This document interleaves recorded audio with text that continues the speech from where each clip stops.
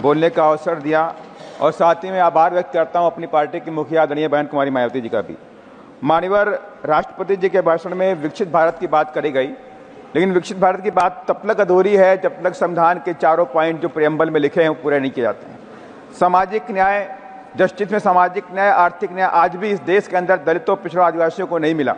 माननीय इस पे सरकार को विशेष ध्यान देना पड़ेगा और मैं सरकार से कहना चाहता हूं आपके माध्यम से कि रिजर्वेशन में, प्रमोशन में रिजर्वेशन का जो बिल पेंडिंग पड़ा है उसे पूरा कराया जाए, प्राइवेट सेक्टर में रिजर्वेशन दिया जाए और साथ ही विकसित भारत की बात इस देश में तब तक नहीं हो सकती जब तक हम शिक्षा की तरफ नहीं बढ़ेंगे।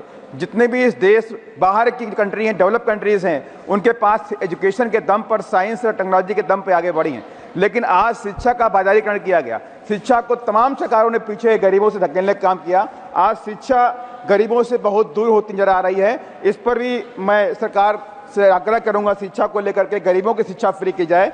साथ ही जातिवाद एक बड़ा जहर है, जब तक सोच विकसित नहीं होगी, जातिवाद से बाहर नहीं निकलेंगे तो बात नहीं बनने वाली।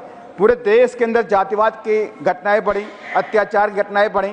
अभी कुछ दिन पहले उत्तर प्रदेश के फिरोजाबाद में एक दलित युवक को थाने में और वहां पे जेल के अंदर पीट के मार डाला गया और ऐसी कई घटनाएं देखने को मिलती हैं। मानवर एक दुर्भाग्य की घटना घटी हरिद्वार के अंदर, एक 13 साल की बच्ची के साथ कई लोगों ने बलात्कार किया। ये घटनाएं दुखद है मानवर, इन पर भी सरकार को रोक लगाना चाहिए कि ऐसी घटनाओं की पुनरावृत्ति देश में नहीं होनी चाहिए। और मानवर एक बात और मैं कहना चाहता हूं कि पिछले कई सालों से इस देश के जो दलित और आदिवासी है उस सरकारी जमीनों पर मकान बना के रहता है, उनके पास कोई कागज नहीं है, दशकों सदियों से रहते हैं, लेकिन सरकार ने पिछले कई सालों से सरकारी जमीन खाली कराने के नाम पर बुलडोजर से मकान तोड़ दिए और वो बेचारे बेघर हो गए। दलितों के मकान तोड़े गए, आदिवासियों के मकान तोड़े गए, मुसलमानों के मकान तोड़े गए। इस पर भी सरकार को ध्यान देना चाहिए। सरकार पूरे देश की है, जनता की है, चाहे वो दलित हो, चाहे आदिवासी हो, चाहे वो पिछड़े समाज का हो। मानवर लास्ट में कहना चाहता हूं, किसान सम्मान निधि अच्छी बात है, लेकिन कभी आपने सोचा, किसान सम्मान निधि तो ठीक है, लेकिन कभी आपने सोचा जो कृषि में जो काम करते हैं, कृषि श्रमिक जिसे खेतिहर मजदूर कहते हैं, वो सिर्फ 2-3 महीने की इनकम पर डिपेंड करते हैं। मानवर मैं सरकार से कहना चाहता हूं आपके माध्यम से, जो खेतिहर मजदूर है,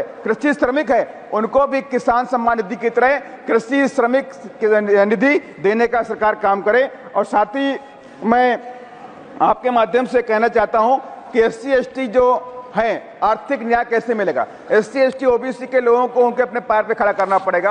कई दसियों साल से इस देश के अंदर SC ST लोगों को कहीं पट्टे नहीं दिए गए, जमीन के पट्टे नहीं दिए जा रहे हैं, जबकि उत्तर प्रदेश के अंदर 2007 से 12 के बीच में बहन कुमारी मायावती जी ने 4.5 लाख हेक्टेयर जमीन SC ST OBC के लोगों को, जो भूमिहीन लोग थे, उनको देने का काम किया था। मानवर मैं यही सब बातें आपके माध्यम से कहना चाहता हूं। साथ ही एक लास्ट पॉइंट मानवर मैं कहना चाहता हूं, 2018 की घटना, जब SC ST एक्ट को खत्म किया गया, सुरक्षा कवच को खत्म किया गया, तो वहां पे आंदोलन हुआ। आंदोलन में लाखों बच्चों के ऊपर मुकदमे किए गए, लेकिन सरकार से मैंने कई बार आग्रह भी किया है कि उन मुकदमों को खत्म कर दे। जब आपने बात को मान लिया है, SC ST कानून को वापस भी कर दिया, तो उनके ऊपर लगे मुकदमे वापस कर दे। ये मेरी सरकार से अनुरोध है आपके माध्यम से। धन्यवाद। जय भीम, जय भारत। धन्यवाद माननीय श्री राम जी।